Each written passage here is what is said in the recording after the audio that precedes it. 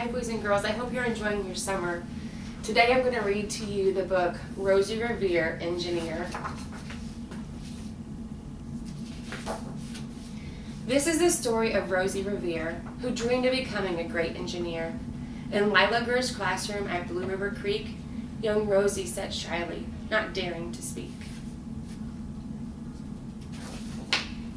But when no one saw her, she peeked in the trash for treasures to add to her engineer stash. And late at night, Rosie rolled up her sleeves and built in her hideaways under the eaves. All that trash she's getting. Alone in her attic, the moon high above, dear Rosie made gadgets and gizmos she loved.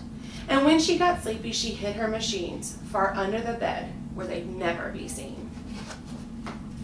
'Cause when Rosie was young, she had not been so shy. She worked with her hair swooping over one eye and made fine inventions for uncles and aunts, a hot dog dispenser and helium pants. The uncle she loved most was zookeeper Fred. She made him a hat to keep snakes off his head, from parts of a fan from cheddar cheese spray, which everyone knows keeps the pythons away. And when it was finished, young Rosie was proud, but Fred slapped his knee and chuckled out loud. He laughed till he wheezed and his eyes filled with tears, all to the horror of Rosie Revere, who stood there embarrassed, perplexed, and dismayed. She looked at the cheese hat and then turned away. "I love it," Fred hooted. "Oh, truly I do." But Rosie Revere knew that could not be true. She stuck the cheese hat in the back of her shelf, and after that day, kept all of her dreams to herself. And that's how it went until one autumn day, her oldest relation showed up for a stay. Her great-great-aunt Rose was a true dynamo who'd worked building airplanes a long time ago. She told Rosie tales of the things that she had done and goals she had checked off her list one by one. She gave a sad smile as she looked to the sky. "The only thrill left on my list is to fly. But time never lingers as long as it seems. I'll chalk that one up to an old lady's dreams." See, here she was when she was younger. That night, as Rosie laid wide-eyed in bed, a daring idea crept into her head. Could she build a gizmo to help her aunt fly? She looked at her cheese hat and said, "No, not I." But questions are tricky, and some hold on tight, and this one kept Rosie up all night. So when the dawn approached and the red streaks lit the sky, young Rosie knew just how to make her aunt fly.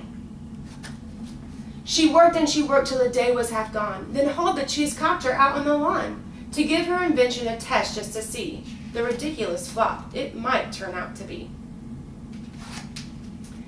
Strapped into the cockpit, she flipped on the switch. The Hello Cheese copter sputtered and twitched. It floated a moment and whirled round and round, then froze for a heartbeat and crashed to the ground. Then Rosie heard laughter, then turned round to see the old woman laughing and slapping her knee.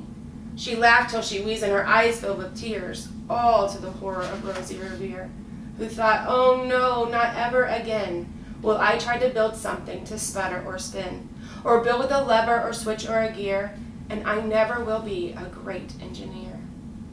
So it broke her heart. She's laughing again. Another aunt.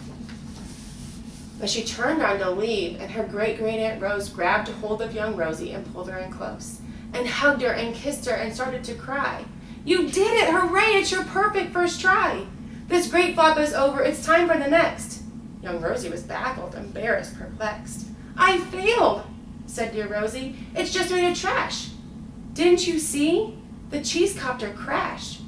"Yes," said her great aunt, "it crashed. That is true.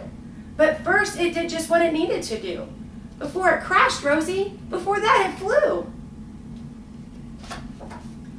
"Your brilliant first flop was a raging success. Come on, let's get busy and on to the next."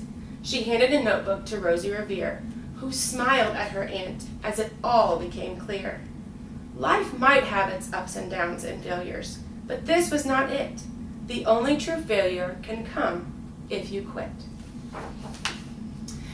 They worked till the sun sneaked away to its bed. Aunt Rosie tied her headscarf around Rosie's head and sent her up to sleep with a smile ear to ear, to dream of bold dreams of a young engineer. At Blue River Creek, all the kids in grade 2 build gizmos and gadgets and doohickeys too. With each perfect failure, they all stand and cheer, but none quite as proudly as Rosie Revere. Look, she got her aunt to fly. So boys and girls, I hope you never give up, and I hope you have a wonderful rest of your summer. Good night.